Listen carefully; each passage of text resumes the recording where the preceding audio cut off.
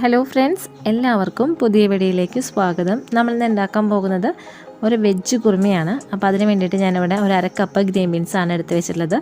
ഇത് തലേ ദിവസം സോക്ക് ചെയ്ത് വെച്ചിട്ടുള്ള ഗ്രീൻ ബീൻസാണ് കേട്ടോ. അപ്പോൾ ആദ്യം നമുക്കിത് വേവിക്കാനായിട്ട് വെക്കാം.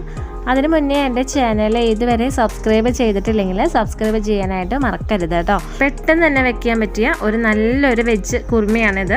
5 മിനിറ്റ് പോലും വേണ്ട, അത്രയും പെട്ടെന്ന് വെക്കാൻ പറ്റിയ കുറുമയാണ്. ഞാൻ അതിന് വേണ്ടിയിട്ട് ഞാനൊരു കുക്കറാണ് എടുത്തിട്ടുള്ളത്. അപ്പോൾ ആദ്യം നമുക്ക് ഈ കഴുകി വൃത്തിയാക്കി വെച്ചിട്ടുള്ള ഗ്രീൻ ബീൻസ് ഇതിലേക്ക് ഇട്ട് കൊടുക്കാനായിട്ട് നോക്കാം.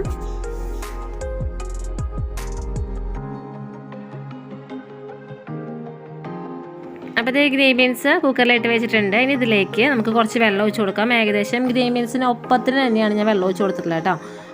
ഇനി ഇത് വേവിക്കാനായിട്ട് നോക്കാം. ഒരു 3 വിസിൽ പ്രഷർ പോയതിന് ശേഷം തുറന്ന് നോക്കാം. ഇത് കൂടുതൽ വെന്ത് കുഴയരുത്, ഇതിങ്ങനെ മണിമണിയായിട്ട് കിടക്കണം. കുറുമയിലൊക്കെ ഗ്രീൻ ബീൻസ് അങ്ങനെ കിടക്കണ കാണാനാണ് ഭംഗി. അപ്പോൾ അതുകൊണ്ടാണ് അങ്ങനെ പറയുന്നത്. നല്ലപോലെ വെന്ത് കുഴയരുത്, പിന്നെ മണിമണിയായിട്ട് കിടക്കാനായിട്ട് ശ്രദ്ധിക്കുക കേട്ടോ. അപ്പോൾ അതിനനുസരിച്ചിട്ട് നിങ്ങളുടെ കുക്കറിൻ്റെ വേവ് അനുസരിച്ച് എടുക്കുക. ഇതിനൊപ്പം തന്നെ ഇതിലേക്ക് ആവശ്യത്തിനുള്ള ഉപ്പ് ചേർത്ത് കൊടുക്കാനായിട്ട് നോക്കാം. എന്നിട്ട് ഇതൊന്ന് മിക്സ് ചെയ്ത് കൊടുക്കുക. എന്നിട്ട് ഇത് വേവിക്കാനായിട്ട് നോക്കാം. അപ്പം ഞാൻ വെന്തതിന് ശേഷം കാണിച്ചു തരാം കേട്ടോ.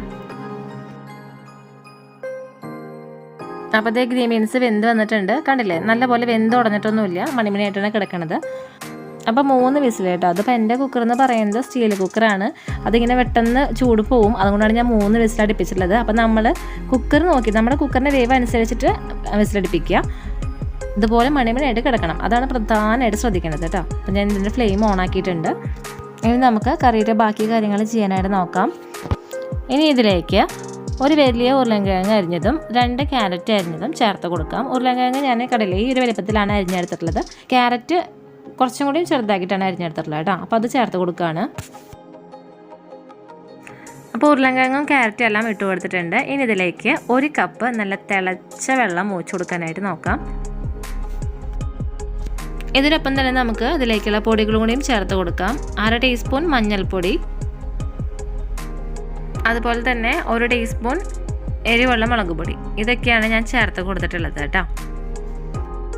നമ്മൾ നേരത്തെ ഉപ്പിട്ട് കൊടുത്തിട്ടുണ്ടായിരുന്ന ഗ്രീൻ ബീൻസിലേക്ക് മാത്രമാണ്. അപ്പോൾ ഈ പച്ചക്കറികൾക്ക് കൂടിയുള്ള ഉപ്പും കൂടി ഇട്ട് കൊടുത്തിട്ടുണ്ട് കേട്ടോ. അതിന് ശേഷം ഇതൊന്ന് ഇളക്കി കൊടുക്കുക.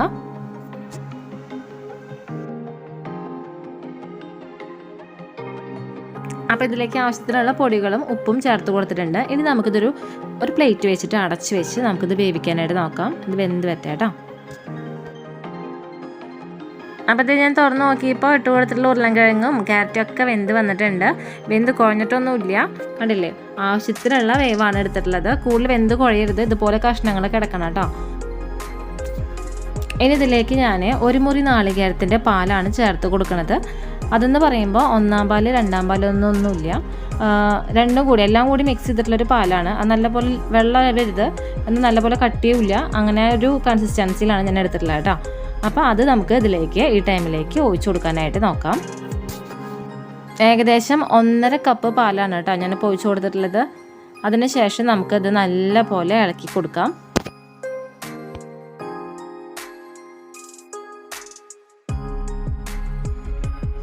അപ്പോൾ കറി നല്ലപോലെ ഇളക്കി കൊടുത്തിട്ടുണ്ട്. അതിന് ശേഷം കുറച്ച് കഷ്ണങ്ങൾ ഇതേപോലെ ഒന്ന് ഉടച്ചു കൊടുക്കാനായിട്ട് നോക്കാം കേട്ടോ. ജസ്റ്റ് ഒരു കയ്യിൽ കണ്ടില്ലേ, ഈ ഒരു കയ്യിലോണ്ട് തന്നെ ഞാനൊന്ന് ഉടച്ചു കൊടുക്കുകയാണ്. ഇങ്ങനെ ചെയ്യുമ്പോൾ കറിക്ക് ഒരു തിക്നെസ് കിട്ടുകയും ചെയ്യും, അതുപോലെ തന്നെ നല്ല ടേസ്റ്റ് ആവുകയും ചെയ്യും കേട്ടോ. അപ്പോൾ അതിന് വേണ്ടിയിട്ടാണ് ഇങ്ങനെ ഒന്ന് ഉടച്ചു കൊടുക്കുന്നത്.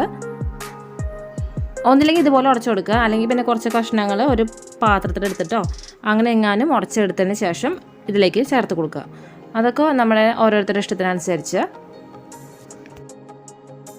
അപ്പോൾ ഇത് ഞാൻ കുറച്ച് കഷ്ണങ്ങളൊക്കെ അതുപോലെ ഉടച്ചെടുത്തിട്ടുണ്ട്. കണ്ടില്ലേ, നമ്മുടെ കറി ഏകദേശം റെഡി ആയി വന്നിട്ടുണ്ട് കേട്ടോ.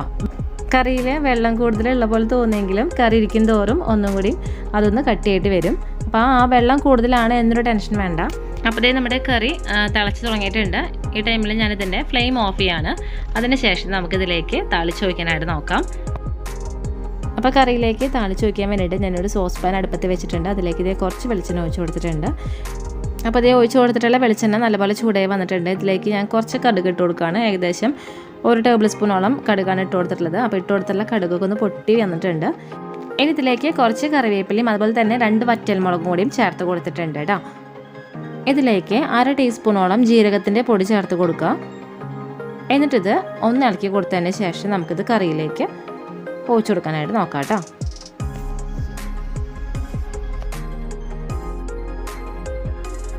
എന്നിട്ട് ഇത് നല്ലപോലെ ഇളക്കി കൊടുക്കുക. നേരത്തെ പറഞ്ഞ പോലെ കറിയിൽ ഇച്ചിരി വെള്ളം പോലെ തോന്നുമെങ്കിലും കറി ഇരുന്ന് ഒന്ന് തിക്കായിട്ട് വരും കേട്ടോ. അപ്പോൾ എല്ലാവരും ഉണ്ടാക്കി നോക്കി നോക്കണം. നല്ല ടേസ്റ്റി ആയിട്ടുള്ളൊരു കുറുമക്കറിയാണ്. അതുപോലെ തന്നെ ഇത് ചപ്പാത്തി, പൊറോട്ട, അതുപോലെ തന്നെ വെള്ളയപ്പം അതിൻ്റെയൊക്കെ ഒപ്പം കോമ്പിനേഷനായിട്ട് കഴിക്കാൻ പറ്റിയ നല്ലൊരു കറിയാണ് കേട്ടോ. അപ്പോൾ എല്ലാവരും ഉണ്ടാക്കി നോക്കിയിട്ട് ഇഷ്ടമായെങ്കിൽ ഫീഡ്ബാക്ക് കമൻറ്റ് ചെയ്യാനായിട്ട് മറക്കരുത്. അതുപോലെ എല്ലാവർക്കും ഈ വീഡിയോ ഇഷ്ടമായെങ്കിൽ ലൈക്ക് ചെയ്യുക, ഷെയർ ചെയ്യുക. അതുപോലെ സബ്സ്ക്രൈബ് ബട്ടനടുത്തുള്ള ബെല്ലൈക്കനെ ക്ലിക്ക് ചെയ്യാനായിട്ട് മറക്കരുത്. അപ്പോൾ വരുന്ന ഓൾ ബട്ടണിൽ ക്ലിക്ക് ചെയ്യുകയാണെങ്കിൽ ഞാനിടുന്ന പുതിയ വീഡിയോസിൻ്റെ നോട്ടിഫിക്കേഷൻസ് എല്ലാം നിങ്ങൾക്ക് കിട്ടുന്നതായിരിക്കും കേട്ടോ. അപ്പോൾ എല്ലാവർക്കും ഈ വീഡിയോ ഇഷ്ടമായെന്ന് വിശ്വസിക്കുന്നു. അപ്പോൾ എല്ലാവർക്കും പുതിയൊരു വീഡിയോ വരുന്നവരെ നന്ദി, നമസ്കാരം.